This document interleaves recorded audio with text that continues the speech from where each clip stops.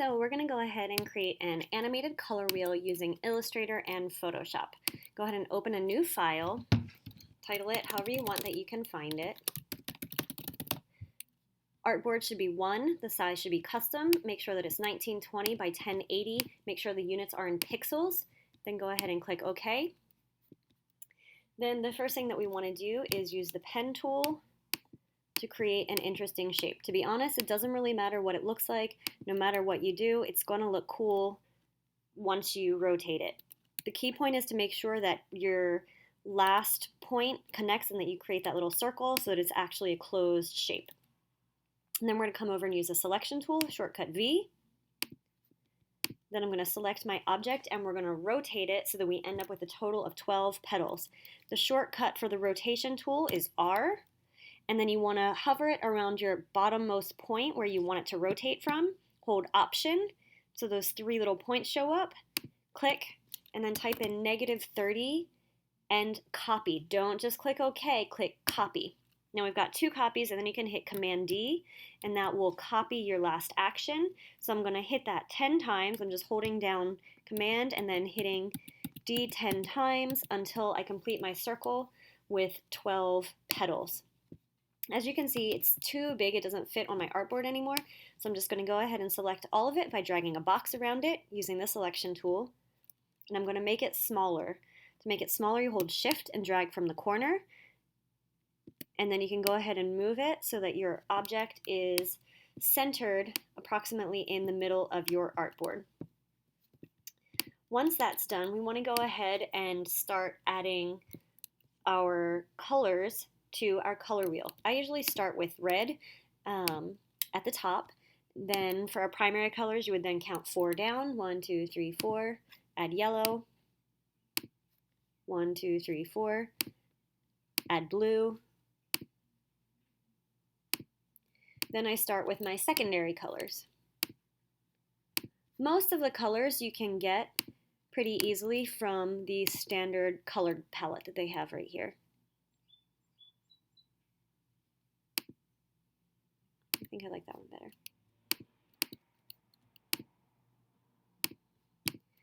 Then I'm going to add my tertiary colors.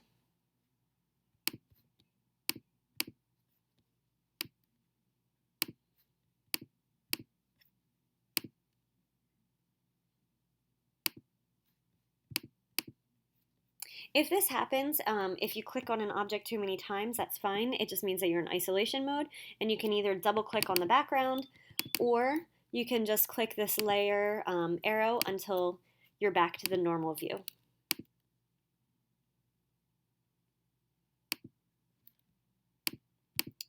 I have found that the blue-purple doesn't have a great choice over here, so I'm going to actually use my color picker. I'm going to start with the eyedropper and start from that purple, double click this, and then I'm just going to move it down so it's a bit more blue.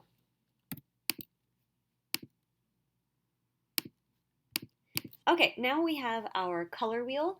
So now what we need to do is prepare our file for Photoshop so that we can animate it properly. What you want to do is you want to toggle down your layers, then come over to this arrow on the right hand side, click Release to Layers Sequence, and now each layer has a little arrow next to it.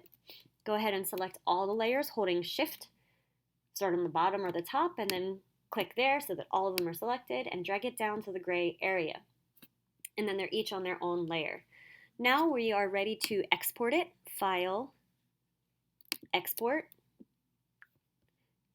And you want to go ahead and choose Photoshop format. You also want to make sure that you use artboards so that you get the entire image. Otherwise, if you don't click artboard, it will just snap to the area around your color wheel. Then go ahead and click Export. Make sure that it's in CMYK, which I know is counterintuitive because it's on a screen. You'd think it should be in RGB, but in CMYK you have more options in terms of animating.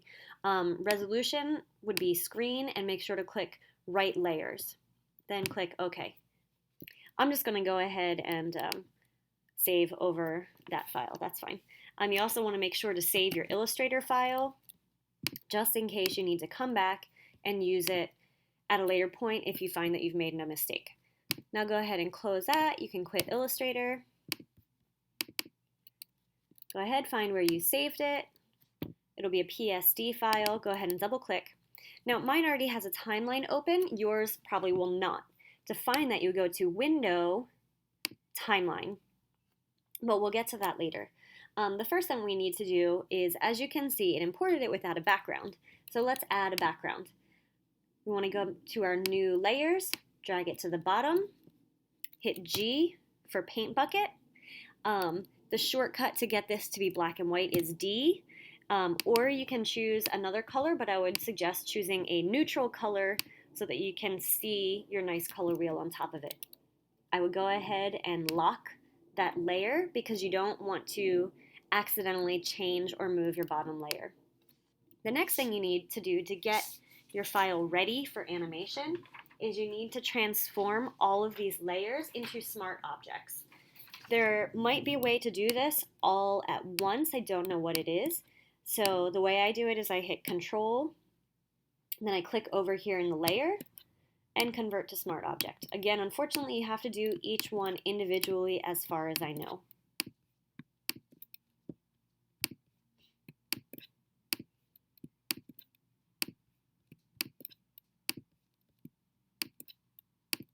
Make sure to do all of your layers. Don't miss one, because if you forget to change one and you start animating, then later down the line you'll realize that you don't have as many animation options because you can't do a transform without it being a smart object.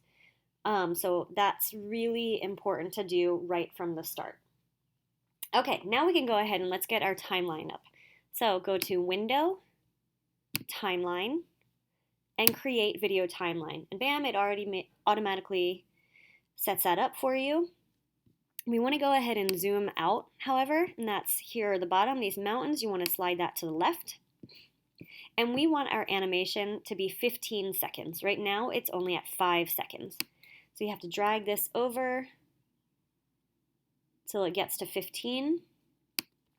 Each subsequent layer will snap to the length of the layer above it. Unfortunately, again, you can try selecting more than one layer by holding Shift. You can see they're both selected. But when you go to drag it out, still only one is moving. So unfortunately, as far as I know, you have to do each layer individually.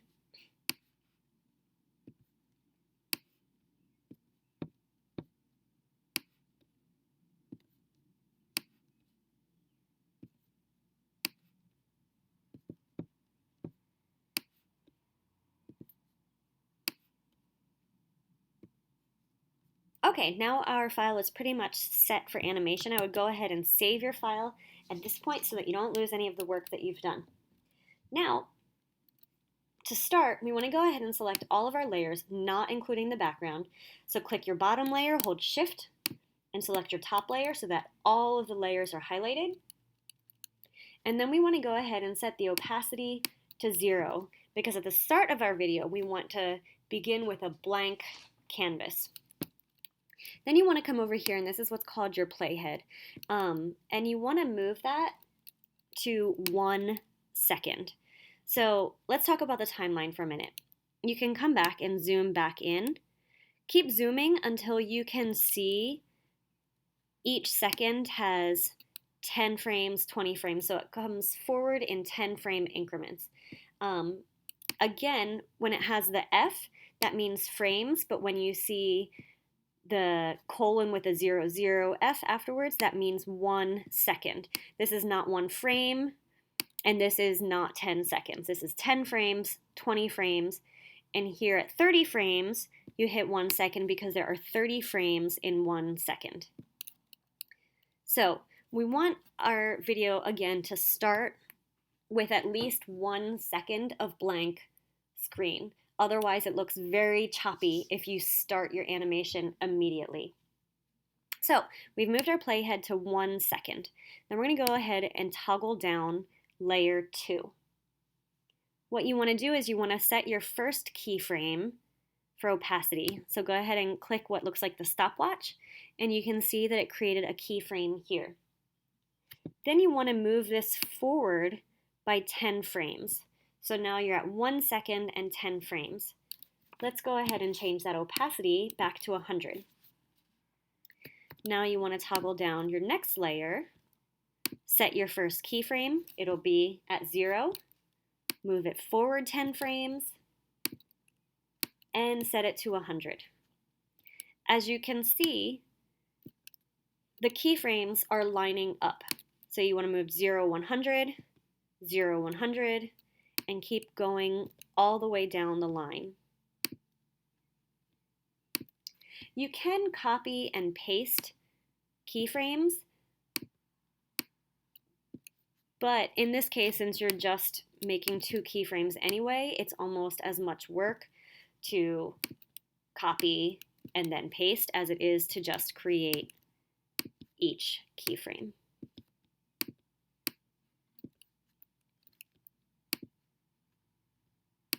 Again, make sure that you're not skipping any layers and that your 100 and your 0 keyframe are lining up. It should look almost like steps.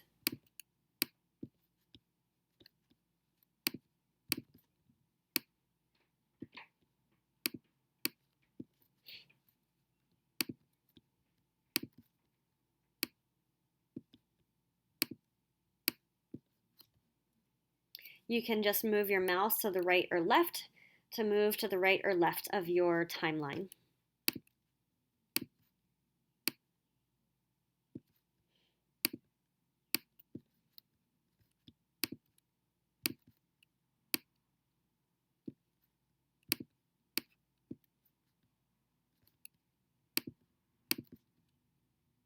And we're going to finish up with our last petal appearing at 5 seconds. Again, we don't need to do anything with layer 14. That's our background. That's just going to stay put as it is.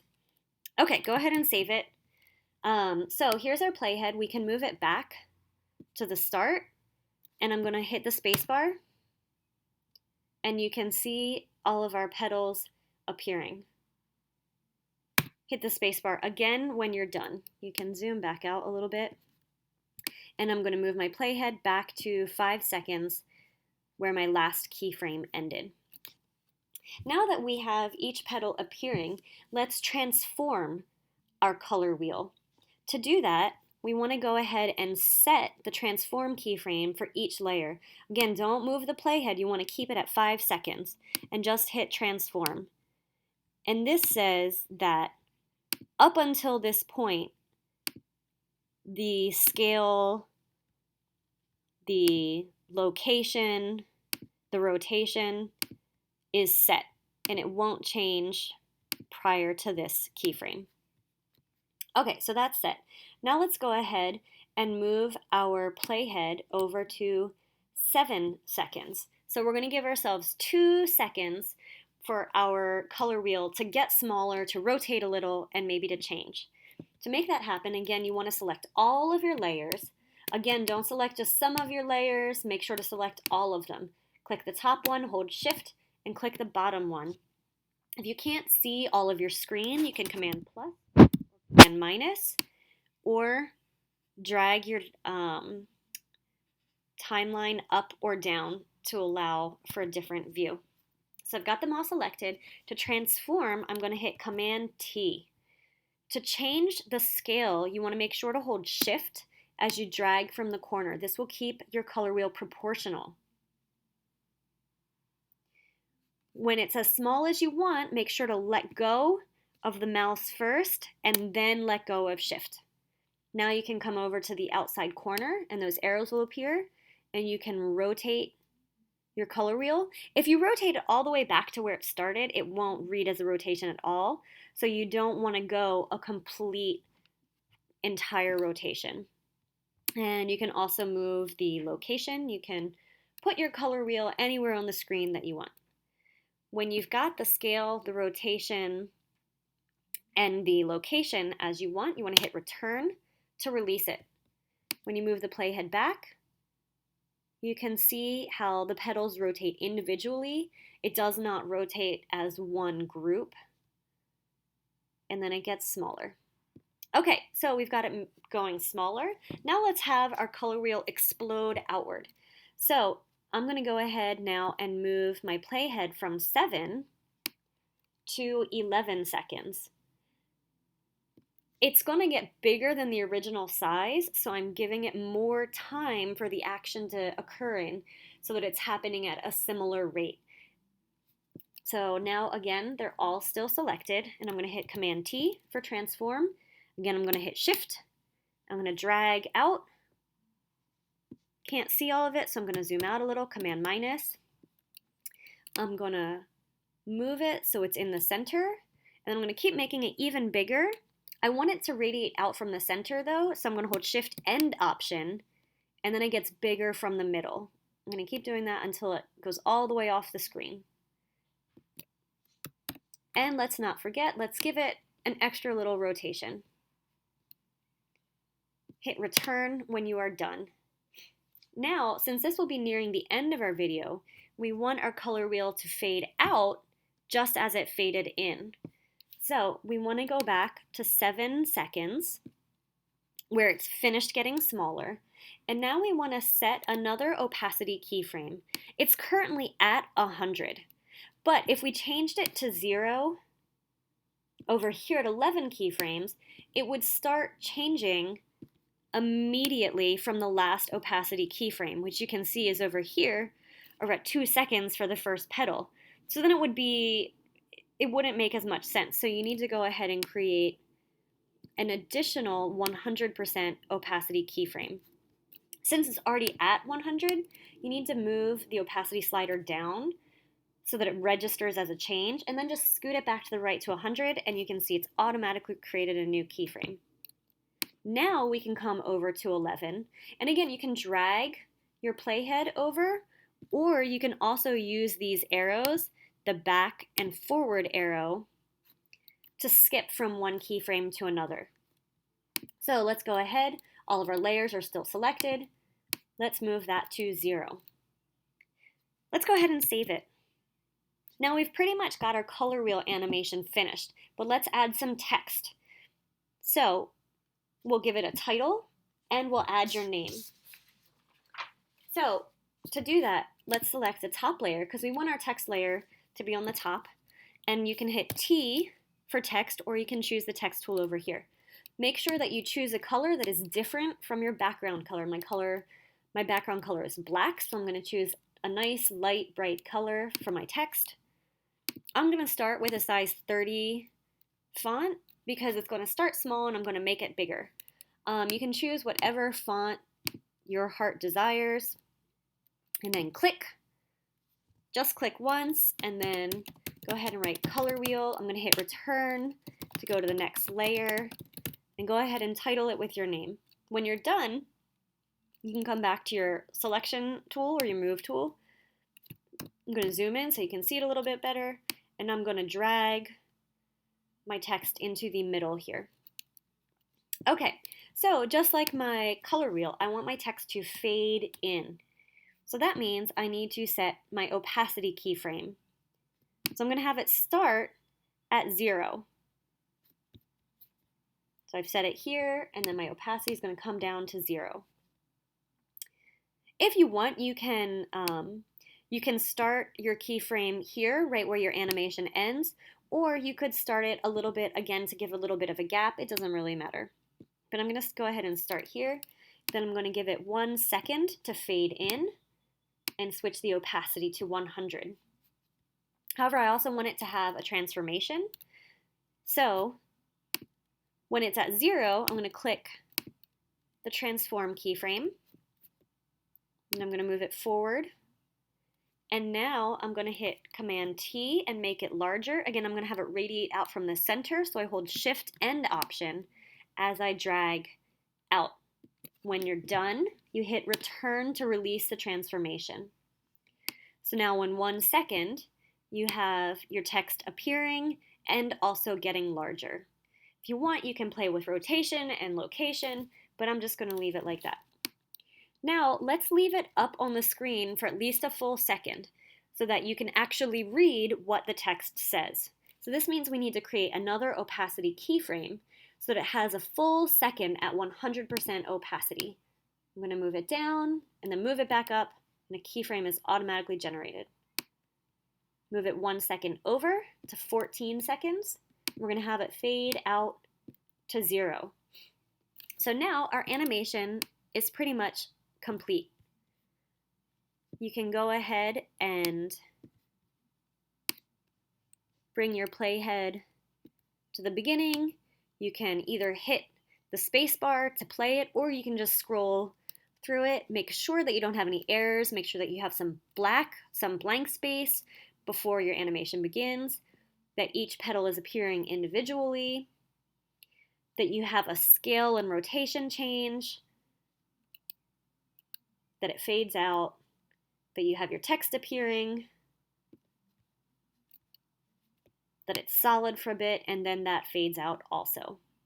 Now the last step before we render our video is we need to take this, which is called our render bar. You can see right now it's at 16, but we don't really want it that far because our background and these layers only last for 15 seconds. If you can see, if I drag it past the 15-second mark, the background disappears, and we don't want to include that obviously in our video. So go ahead and move it to 15 seconds, your render bar, and then we're going to go ahead, well, maybe let's save first, and then go ahead, File, Export, Render Video. Name it whatever you want, choose wherever you want to put it. I'm just going to put it on the desktop. For the format, you can choose H.264. I choose medium because it takes a while to render even just at medium. You want the document size to be 1920 by 1080. That's how we set up our Illustrator file. Again, you want the frame rate to be 30 frames per second, and you want to choose work area. Then go ahead and click render. So that's going to take a while. So I'm just going to, oh, I don't know if it'll let me minimize. My computer's thinking. But I'll go ahead and show you what the final video looks like that I had previously rendered. So we're going to come over here and we're going to hit play.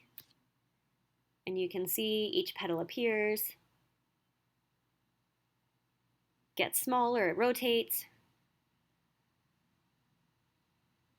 and then your text appears, disappears, and voila, you have created a color wheel animation. Feel free to contact me if you have any questions or technical difficulties. I would love to help. Thank you so much, and good luck. I would love to see any videos that you successfully make.